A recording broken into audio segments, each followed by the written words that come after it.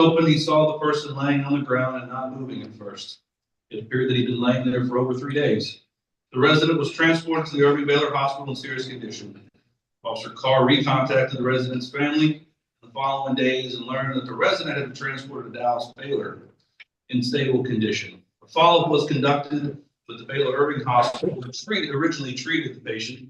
And on May 28th, he informed us that Officer Carr's intervention with that resident served to protect him from additional harm from his medical conditions, and without Officer Carr intervention, could have led to the individual's death. Officer Carr consistently conducts himself in comprehensive investigations and has exemplary work ethic, and he exceeds standards and reputation with his supervisors and his peers. Let me congratulate Officer Carr.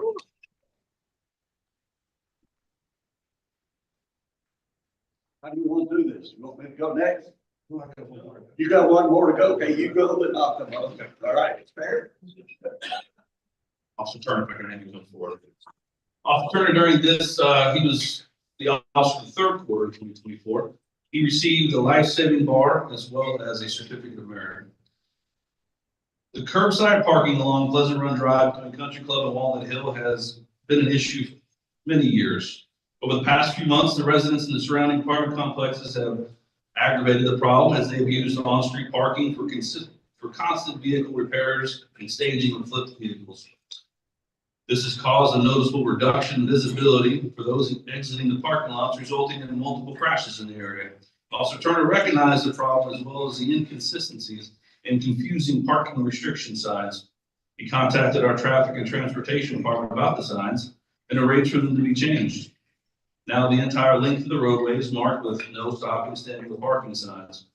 He has contacted the management offices in the area and asked them to notify the residents about the parking restrictions, used yellow parking education placards, the existing vehicle procedures for impounding, and the enforcement of parking.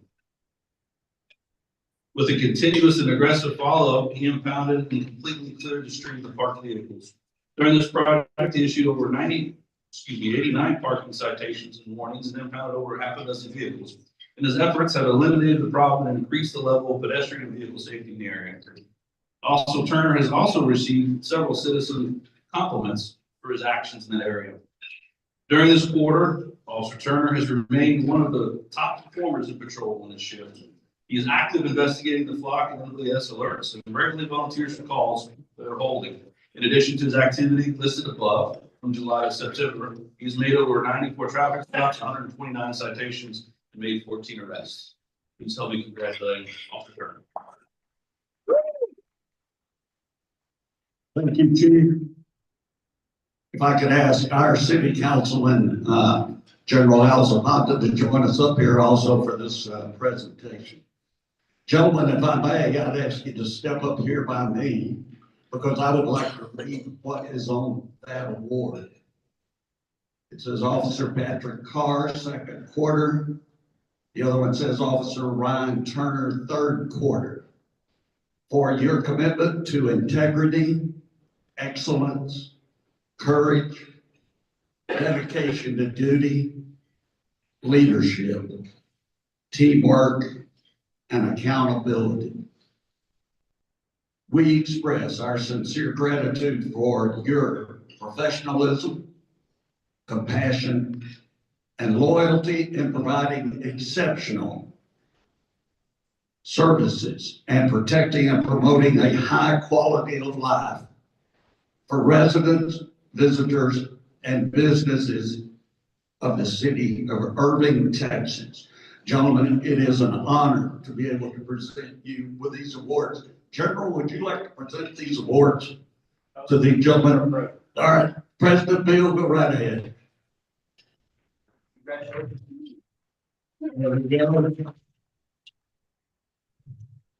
Would y'all like to say anything? Sure. All right. Uh-oh. I just want to say thank y'all for having us out. For all the great things that y'all done for our community, and we appreciate the support that y'all give us as well as officers here in the city. Thank you for having us on.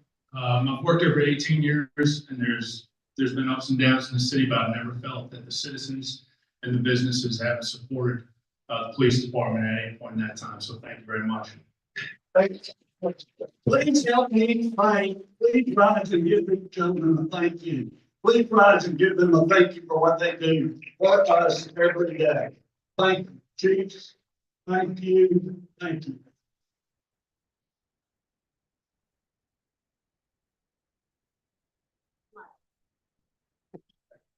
Thank you very All right, Kathy, thank you. Bill, you up?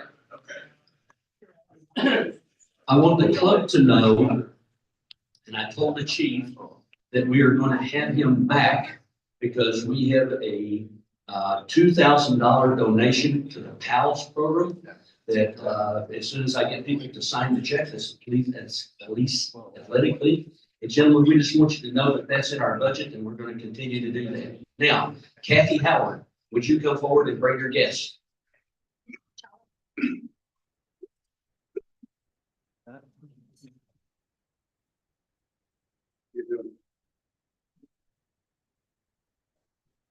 Good morning. Well, it's always an honor to recognize Bill Baxter, who is the president of a helping with flag software program that we started working with last year. Bill, thank you for all your hard work. Marcelo, thank you for your hard work on flag distribution. Today, we're here to thank and honor, even though it's delayed from the November party that we had when we ordered the pin, we have a beautiful flag rotary pin for Ms. Chala. Chala is the person who is at the helm of the flag program.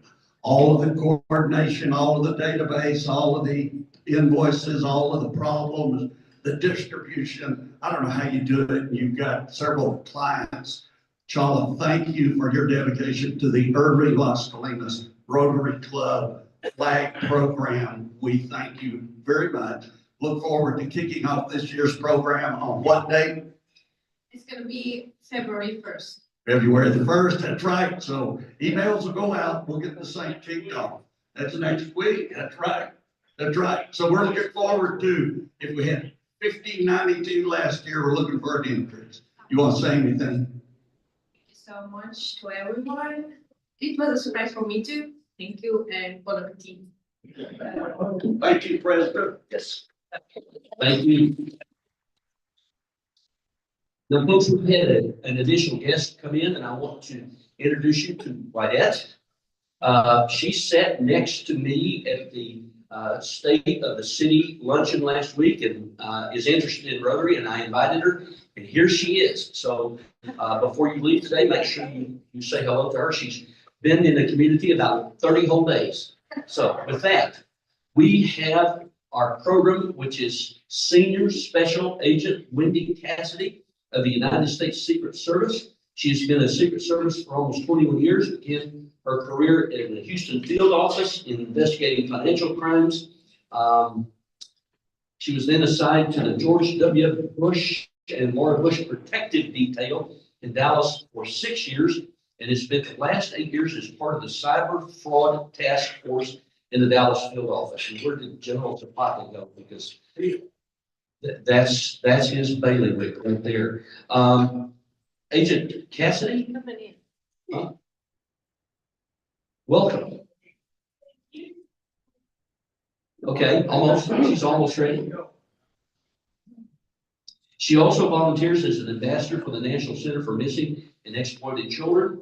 And she's a graduate of the University of Texas and the University of Houston Law Center, and is a former prosecutor for the Harris County District Attorney's Office in Houston. And technology is wonderful when it works. And her father is a Rotarian. And her father is a Rotarian. Yay!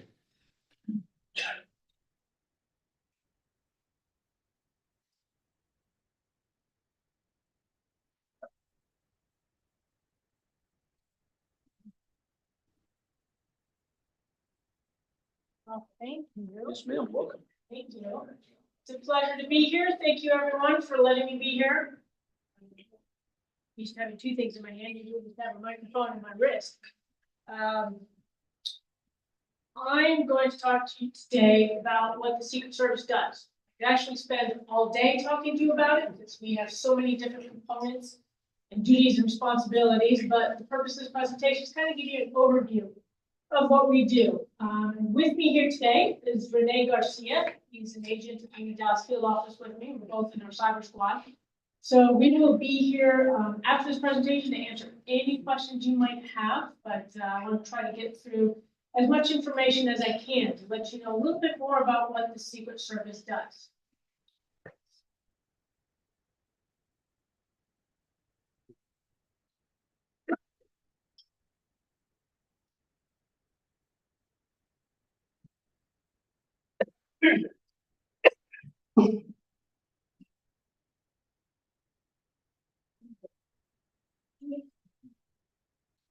So clearly I need to learn a little bit more about cyber. So one of the things I want to talk about is the history of the Secret Service. Little known fact is that the Secret Service was created for the sole purpose of combating counterfeit currency.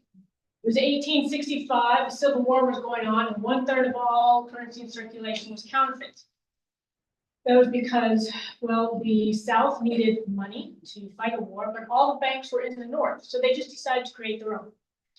So one day in April of 1865, President Lincoln and Secretary of the Treasury McCulloch sat down to try to figure out what to do about the counterfeit problem. And Secretary McCulloch said, why don't we create a group of agents to go undercover to infiltrate these counterfeit rings? They can seize the counterfeit currency and arrest the counterfeit. President Lincoln thought that was a fantastic idea, so he signed off on that. Fortunately for President Lincoln, that was one of the last presidential acts he did, because that night he went to Ford's Theater and was assassinated. It wasn't until after losing 2 more presidents, President Garfield in 1881 and President McKinley in 1901, that somebody in Congress said, well, we might want to have someone protect the president. And who better to do it than the Secret Service? Why was that? Well, when the Secret Service, back in the early 1900s, you could still walk into the White House, pull up a chair, and have a conversation with the president. So they wanted him to continue to appear to be accessible to the public. And who better to blend into the background than the Secret Service agents who blended into those counterfeit rings? So they decided that the Secret Service would be the ones to protect the president, provide him the security that he needs, but still appear to blend into the background and let the president appear to be a people person, still accessible. Over the years, though, our jurisdiction has expanded to protecting more than just the president and investigating more than counterfeit currency. The blue is an increase in our protection mission, and the black is an increase in our investigative mission. We now investigate everything from counterfeit currency to identity theft, to mortgage fraud, wire fraud, and all manner of cyber crimes, to include ransomware, crypto fraud, and romance scams that happen online. And as you know, our protective mission now includes not just the president, but the vice president, their family members, former presidents, and any foreign head of another state or another country that comes to visit the United States. An overview, Secret Service currently has 142 offices across the U.S. We're in every major city. We also have offices in some of the outlying cities. We have 19 offices overseas. We have approximately 7,700 employees. Hopefully that's going up because 3,600 agents to run our mission is not enough, which is why we rely heavily on our state and local law enforcement officers, especially the Irving Police Department, to help do our job. We could not do it without their assistance. So thank you for every time we've asked you to help us with our protection and investigative missions. So our protective mission, we, as you know, secure and keep safe the president, the vice presidents, and also the sites that they visit. We have, before Monday, we had 36 protectees. I guarantee that has increased quite substantially now that we are once again protecting President Trump and his children and his grandchildren.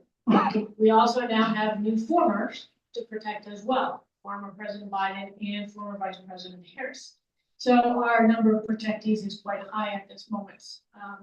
We also protect any national special security events.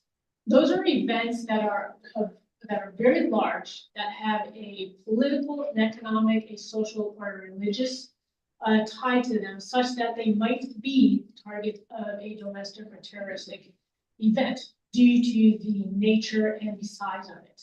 When that is the case, when an event is classified that way, then the Secret Service is tasked with creating a security plan and maintaining the safety and security of all attendees at that event, not just our protectees. For example, the inauguration was a huge NSSE, the biggest one we have had since the Salt Lake Olympics back some time ago.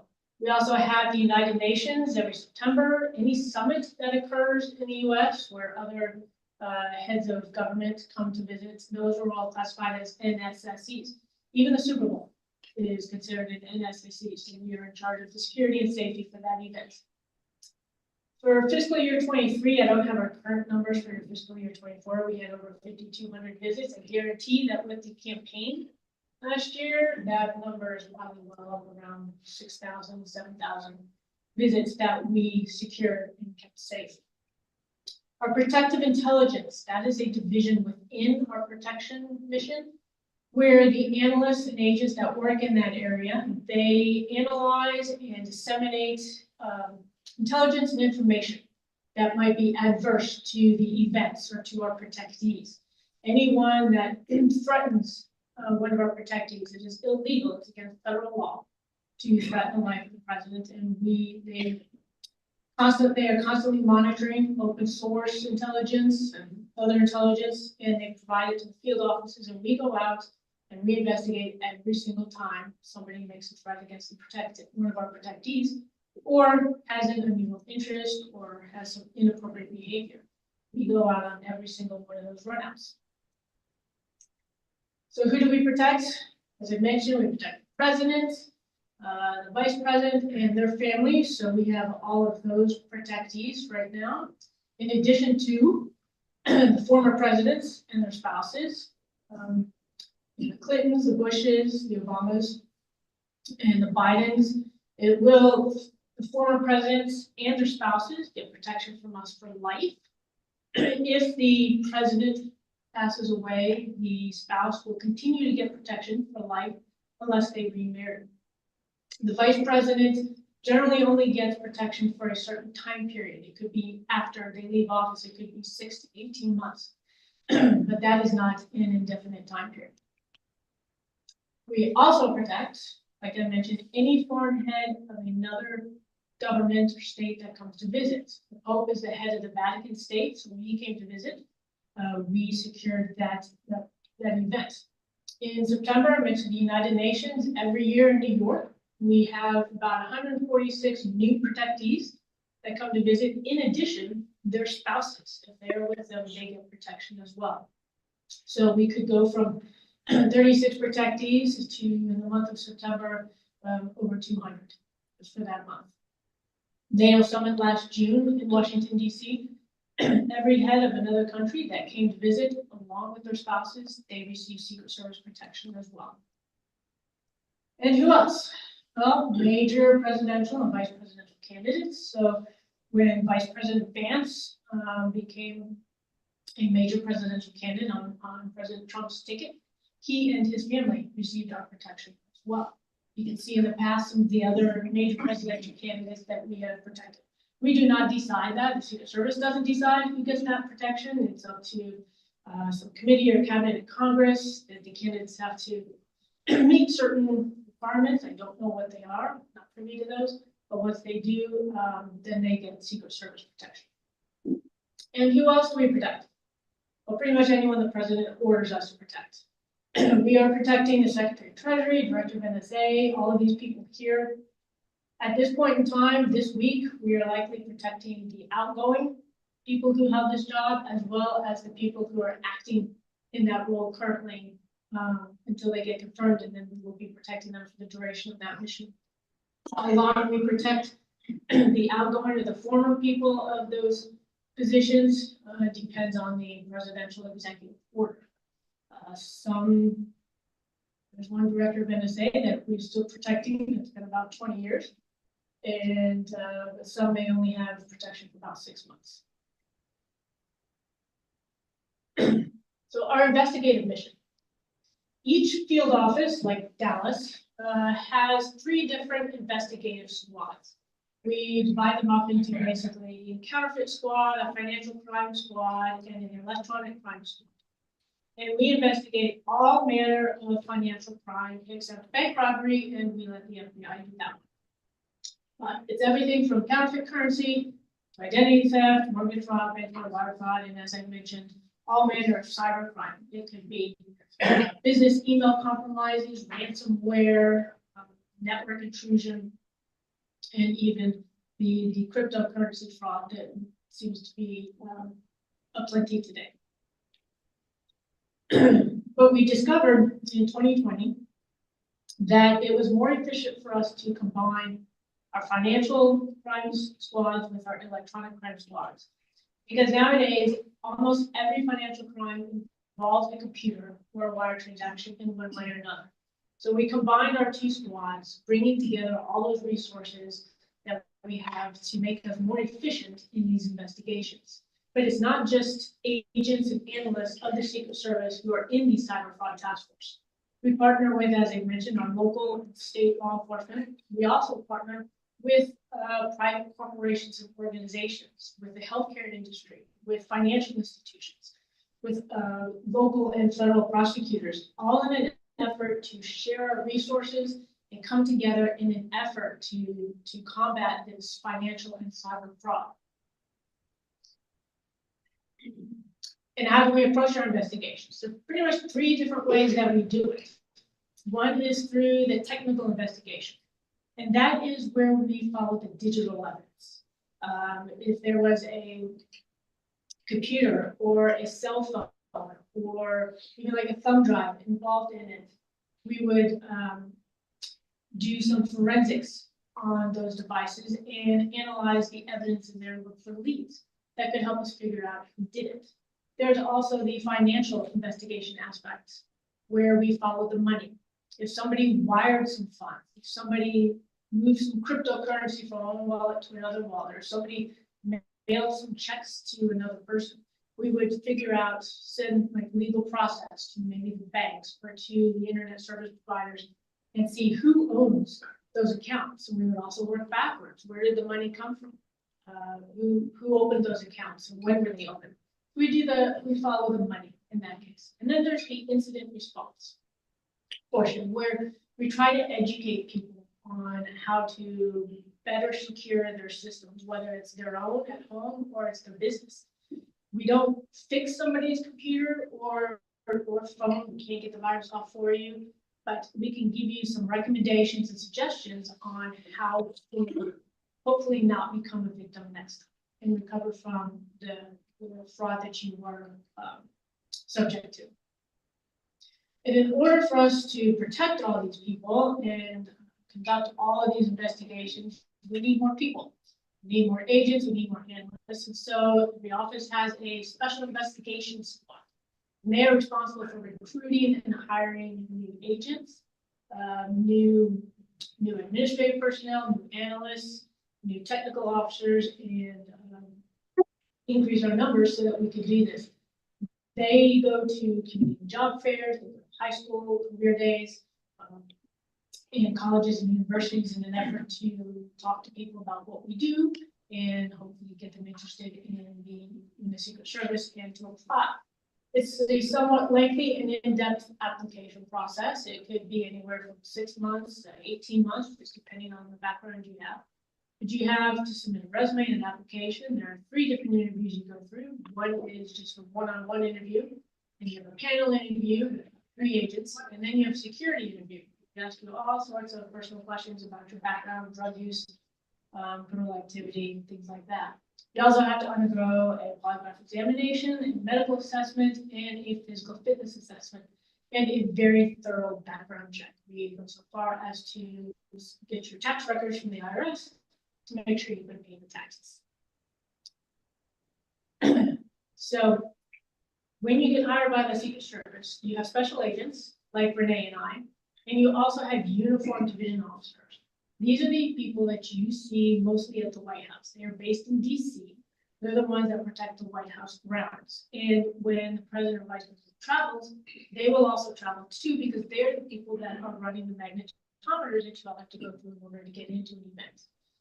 But regardless, both special agent and uniformed division officers, you have to be 21 years old, you have to be a U.S. citizen. You have to have a driver's license, which for our applicants that have lived and grown up in New York City, that can be a bit of a problem. They have to all of a sudden somehow go get a driver's license and learn how to drive and pass that test. You also obviously have to be in excellent health and good condition, because we do test you before you go to training, and you have to meet certain physical fitness standards in order to proceed on through the process. You cannot have any facial marking or body tattoos on your head, face, neck, your hands, the parts that are mostly visible to the public. If you were at the inauguration this past weekend, none of you was visible to the public because it was so cold. We were all bundled up with hats and gloves and any covering we could find to try to stay warm. And you have to be able to carry and use a firearm. You do not need to know how to use one beforehand. We will teach you how to use it. So those are some of the qualifications that you need to do. And assuming you can make it through that process, you get to spend 10 to 12 weeks in beautiful Glencoe, Georgia. Has anybody ever been there or even heard of it? Especially during the summer, it's miserable. It is a terrible place to be. But it has a federal law enforcement training center where most federal agencies are required to send their agent trainees. The FBI and the DEA do not send their agents there.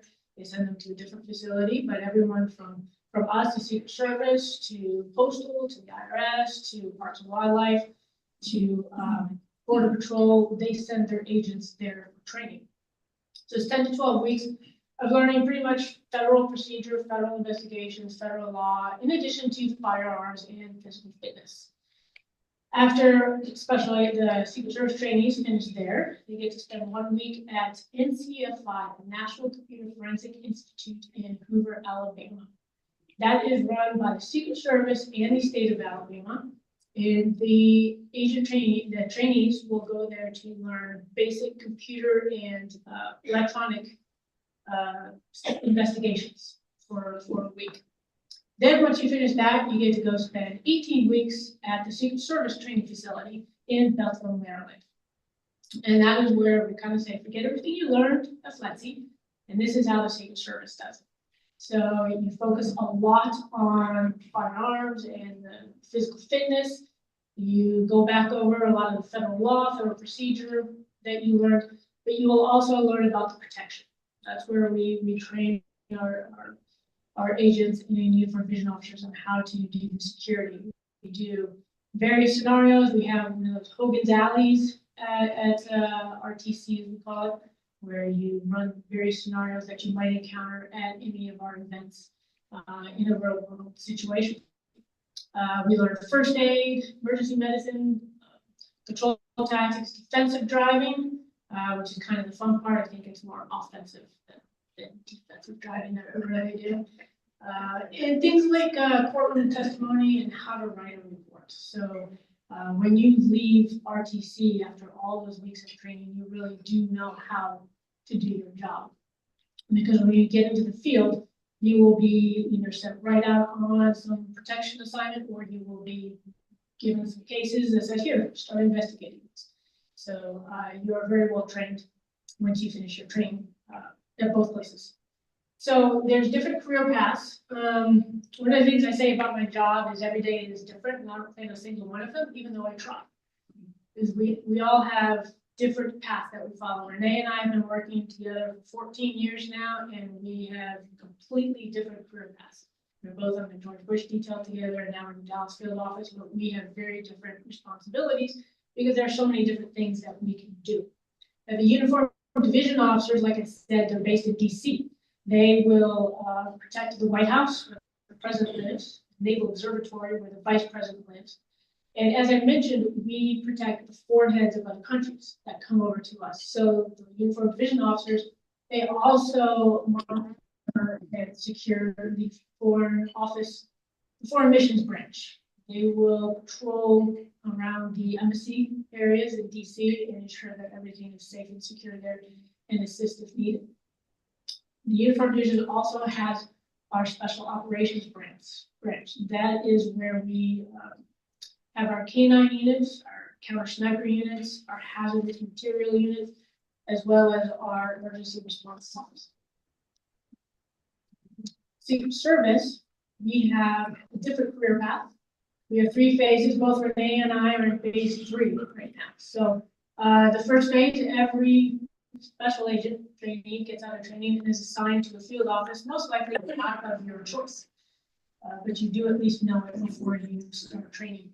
So during that first phase, like I was in Houston, you do both investigations and protection. It's about 50-50 split on your time, although over these last 4 or 5 years, I'd say it's more like 60% protection, 40% investigation. Once you complete that, which could be anywhere from 4 to 10 years, depending how fast people are moving through to the next cycle. Phase 2, you are assigned to a and that is all you do. You do not do investigations unless you are assigned to protected intelligence for investigating the threats made against the Secret Service protectees. But phase 2, you're assigned to either the president, vice president, former president, our counter assault team, like I said, our protected intelligence team, and you do about, varies between 6 to 8 years on that assignment. And it could be in DC or like Renee and I, it was here in Dallas with former President George and Laura Bush. When you finish that time, you move on to phase 3 of your career. You can either stay up at DC and work at headquarters, work in criminal investigations, work in cyber investigations, work at our training center, RTC. You can even ask to go to Glencoe and be one of our training coordinators out there. You can go to one of our foreign offices, or you can go back to the field office, and you can move more than once. It just depends on what kinds of opportunities you're looking for and where you want your career to go. So the Dallas field office, which is about 5 minutes up the road here, we're over in Las Colinas. Irving field office. Yeah, it was listed as Irving field office, but we go by Dallas. We have like 140 counties. We also have the major field offices. We're in every major city, and there are usually outlying cities where we have smaller offices, what we call resident offices. So Dallas has Lubbock, Waco, and Tyler. Houston field office has Austin and Mexico City. And the San Antonio field office has El Paso, McAllen, and maybe there might be somebody still in Midland. When Mrs. Bush's mother was alive, Mrs. Bush would often go to Midland. So we had additional personnel. We had maybe 3 or 4 agents assigned to the Midland office so they could be ready for whenever we went there. But now that her mother passed away, we might only have 1 agent still there to cover all of that area. Dallas is our office is a 24/7 office. We never close. So if you call it, you will actually talk to somebody at 2 in the morning. After hours and on the weekends, Louisiana, Tennessee, Oklahoma, and Arkansas forward their phones to us. So we're responsible for managing anything that comes into this region, Region 3, during that time. There's also Los Angeles, Miami, and Washington, D.C. are the other 3 regional field offices. We receive calls from, say, law enforcement that maybe they've arrested someone and they have $5,000 worth of counterfeit currency, in which case we would need to respond right then if they have somebody in custody. Or maybe law enforcement is just looking for assistance on some sort of cybercrime, or they see some digital evidence that they need to have taken a look at. Or it could be a victim of a financial crime that calls us and asks for help. Or it could be a crazy person who is off the meds and decides they need to talk to somebody at 3 o'clock in the morning. So they decide, well, why not the Secret Service? And so we will, if the call is from another state, every office, even though they're closed, has a duty agent on duty. And we'll reach out to them and say, this person called, they're expecting their call back, and they have a situation they need to be dealt with. So the Secret Service is a 24/7 operation. We have in our office, I talked about our cyber fraud task force, where we partner with various organizations and companies. In the Dallas office, we have the North Texas Cyber Fraud Task Force. We have about 450 members right now. And what we do is we have conferences throughout the year, cyber conferences. We also send out publications, alerts, and bulletins. How are you guys? Latest cyber fraud or cyber scams that people need to be watching out for. We also send, we also have, do a lot of outreach like this. But we'll go to corporations and financial institutions and talk about cyber scams and provide whatever cybersecurity information we can. We also do a lot of presentations to the elderly about elder fraud. We go to assisted living facilities. Went to the YMCA last week down in Dallas, did a presentation to a group of seniors there about cybersecurity and scams that they're being targeted for. We also do presentations to schools on online safety, and that's a different program altogether. Renee and I are NCMEC ambassadors, National Center for Missing and Exploited Children. We partner with them to provide presentations to parents and kids about how to be safer online. So we do a lot of presentations. So if any of you or your companies are interested in joining our North Texas Cyber Fraud Task Force, you can send an email to that email address and I monitor it, so I'll be responding to you. There is no lengthy application process, no polygraph or medical that you have to go through. It's pretty much just send me an email and I'll add you to it, and you will then be invited to any events we have. You'll receive the information that we have to send out about cyber and financial fraud. The QR code, if you're not from the Dallas area or you have friends or family or coworkers that are in other parts of the country, this QR code takes you to the Secret Service internet website, specifically the Cyber Fraud Task Force page. You scroll down and click on Learn More. It will list every cyber fraud task force that we have in other states and other cities, so that they can call up to that office and say, hey, I want to be a part of your cyber fraud task force. Or if they've been the victim of a crime, they can call the Secret Service that way and get some assistance. So I think I stayed within my time. I went through it really fast, but I am happy to answer any questions you might have about our investigative mission or protective mission or anything you might want to know. Renee and I will stay here and ask all sorts of questions. Answer. What's the work week look like? Is it 60 hours a week? 80 hours a week? It varies. If you're talking about last September through Tuesday, this past Tuesday, I'd say it's a good 70, 80, 90, 100 hours. Such a life out of Oh, It's a life. Yeah. The campaign year, you know, we say if you can survive a campaign year, you can survive anything in Secret Service, because you're just going from one city to the next city. You may not be home for a month, 6 weeks, because of the tempo of the campaign. But like Renee had no idea he was coming to this today until like yesterday. So like every day it's just different. You were out on a mission yesterday. We were all in DC and had different assignments. Thursday through Tuesday for the inauguration. I still have all my fingers and toes, thankfully.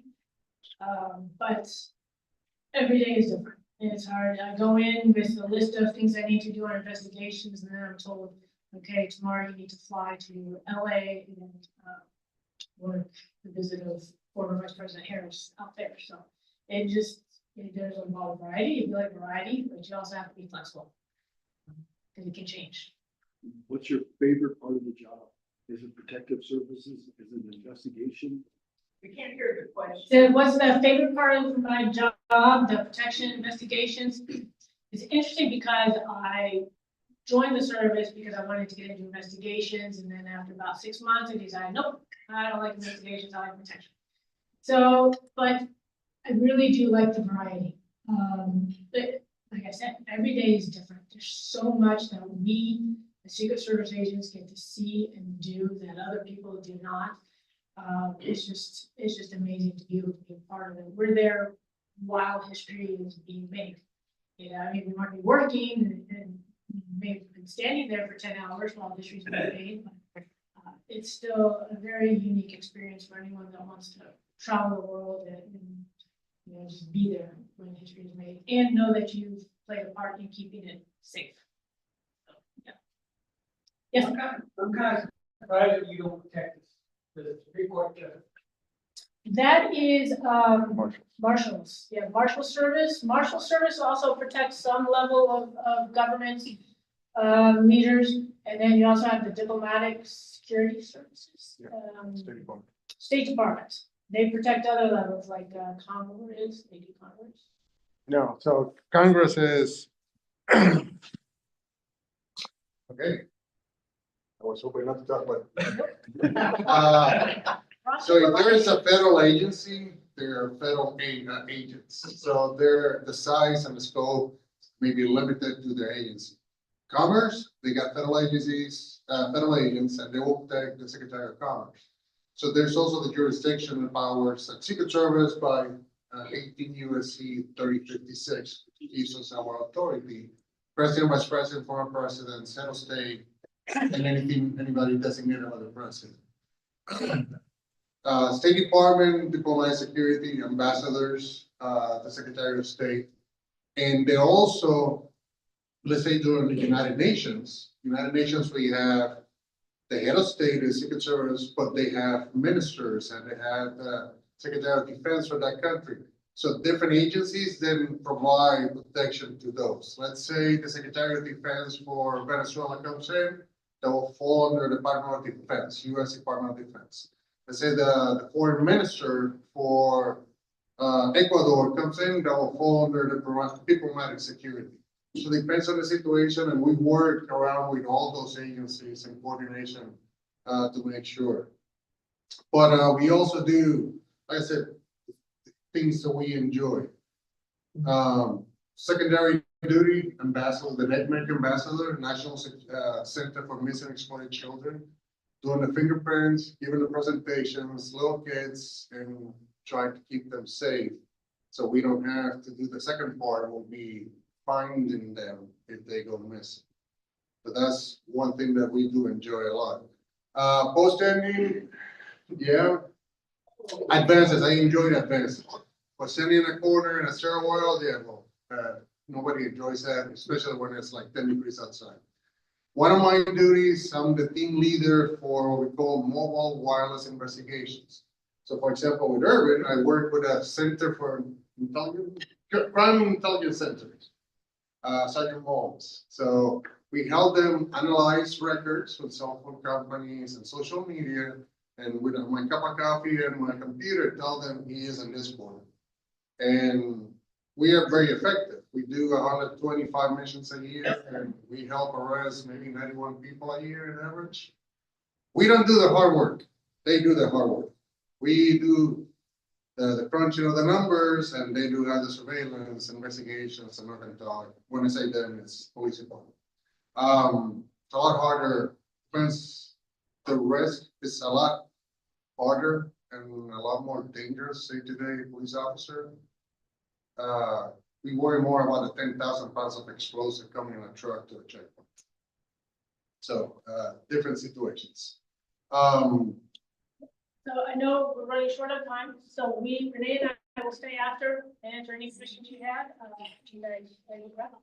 Thank you so much, and let's give them a warm appreciation. Junior Stepanka has a presentation he would like to make. Rick, would you come up here and join us, please? And the police officers. Hey, don't leave, Special Agent.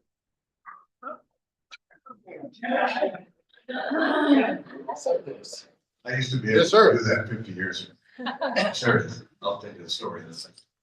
I wanted to be with you today because not only of our great police department, our chief, and the officers that have just been singled out for their bravery, but also what they do every day.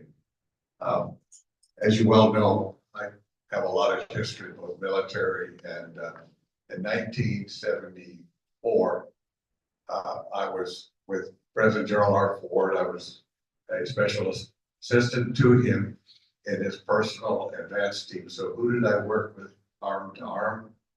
Special Agent Bludorf. Sacramento, October 74, when Squeaky Fromm pulled the 45 out. And the training that these two special agents have, he was able to jam his and right now, take 45 away. She couldn't, she tried to fire, couldn't fire because there's one way to stop it. Gerald R. Ford, Don Runsell Housing, history. Okay, now, I would like to present to you a coin that we just had minted 50 years of the Greater Dallas Veterans Foundation. It has, for the first time, all 6 military services. So please, Special Agent Cassidy. Thank you very much. Special Let me Agent. get a picture. And by the way, Let me- I watch your vehicles in your parking because we're co-located on the canal. I own the building right next to you, so I know when you're in and out.